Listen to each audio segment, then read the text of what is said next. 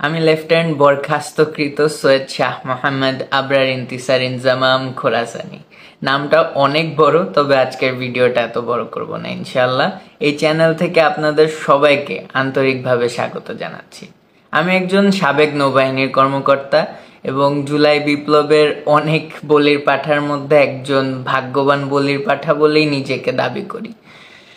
এবং সেই সকল কর্মকাণ্ডের ফসল হিসাবে 5ই আগস্টের পরে 7ই আগস্ট আমি অ্যারেস্টও হয়েছি, কারণ যাতে জুনিয়ররা সেই সাহস না করতে পারে, হয়তো তাদেরকে ভয় দেখানোর জন্যই আমার মনে হয়।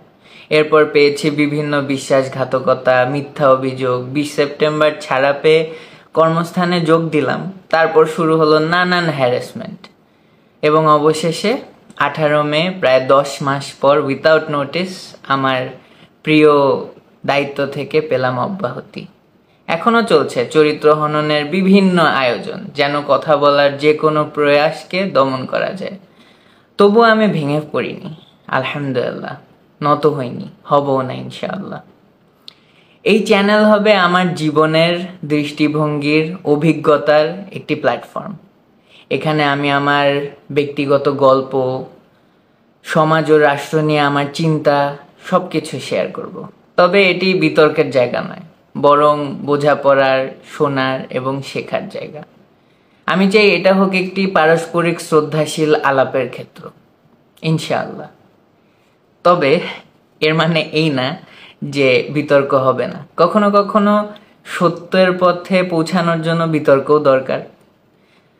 যাই হোক, আমি আলহামদুলিল্লাহ একজন মুসলিম, যার অর্থ আত্মসমর্পণকারী। তবে আমি কোনো নিখুঁত মানুষ হিসাবে নিজেকে দাবি করি না। আমি শুধু একাধারে তওবার আশাবাদী এবং আমার বিশ্বাস বাংলাদেশের ম্যাক্সিমাম মানুষ এরকমই, যাদের ভুল আছে, পাপ আছে, কিন্তু হৃদয়ের গভীরে রয়েছে সঠিক পথে ফেরার আকাঙ্ক্ষা। কেউ পারে, কেউ পারতে চেয়েও পারে না। সেই পথে আলহামদুলিল্লাহ আমরা আমাদের প্রিয় হাসিনা দাদিকে পলাতক করতে সক্ষম হয়েছে, যদিও সে এই সিস্টেমের একজন শুধু ইউজার ছিল। কারণ সমস্যার শিকড়ে কোনো একক ব্যক্তি নয়। গাছের উপরের অংশ কেটেছি আমরা, তবে এখনো সবই আছে, যেটি বারবার এমন ব্যক্তিদের জন্ম দেয়, সাধারণ মানুষকে বন্দি রাখে আর অন্যায়ের বিরুদ্ধে দাঁড়ানোকে অপরাধ বানিয়ে তোলে। আমার মতো। আমার অবস্থান ব্যক্তি বিরোধী নয়, সিস্টেম বিরোধী। এই একটা কারণে। না হয় অতীত সহ কত কিছু যে আমরা ভুলে গিয়েছি, তার সাথে আছে বিডিআর অফিসার হত্যা, 2013 শাপলা চত্বর গণহত্যা, যেটা অলরেডি আমরা ভোলা স্টার্ট করেছি, অপোজিশনদের গুম খুন, 2024 সহ দেশের ধর্মপ্রাণ মুসলিম ভাইদের জঙ্গি নাটকে হত্যাকাণ্ড, সকল কিছু আবারও দেখা লাগবে। এবং দিন শেষে কি হবে? শুধু দেখতে হবে নিরীহ মানুষের রক্ত। মার্গারেট মিড বলেছিলেন, কখনোই সন্দেহ করো না যে চিন্তাশীল ও প্রতিশ্রুতিশীল একটি ছোট দল বিশ্বকে বদলে দিতে পারে। প্রকৃতপক্ষে ইতিহাসে যা কিছু পরিবর্তন এসেছে, সবই এমন লোকজনের হাত ধরে এসেছে। এবং এই কারণেই আমার আদর্শ খুব সহজ। বাংলাদেশের মানুষ যেন নিজের সিদ্ধান্ত নিজে নিতে পারে, কোনো প্রভাবশালী গোষ্ঠীর বা বাইরের চাপের মুখে না, ইন্ডিয়ার চাপের মুখে না।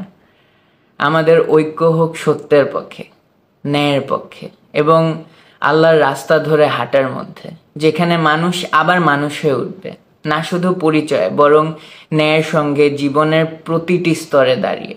যেন রাস্তায় দাঁড়িয়ে একটা রং কিছু দেখে আমরা দাঁড়িয়ে না থাকি, সেটার প্রতিবাদ করি। বাংলাদেশের প্রতিভা নিঃশেষ হয়ে যাচ্ছে এই কারণে।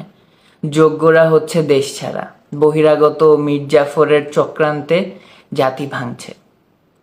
আমার আকাঙ্ক্ষা আমরা যেন এই সর্বনাশ থেকে রক্ষা পেতে পারি। আমরা প্রশ্ন করব, আমরা কোথায় যাচ্ছি, আমাদের উদ্দেশ্যটা কি ভাই? এই যাত্রায় আপনারা থাকবেন তো আমার সাথে? এই আশাই কিন্তু চ্যানেলটা শুরু করছি।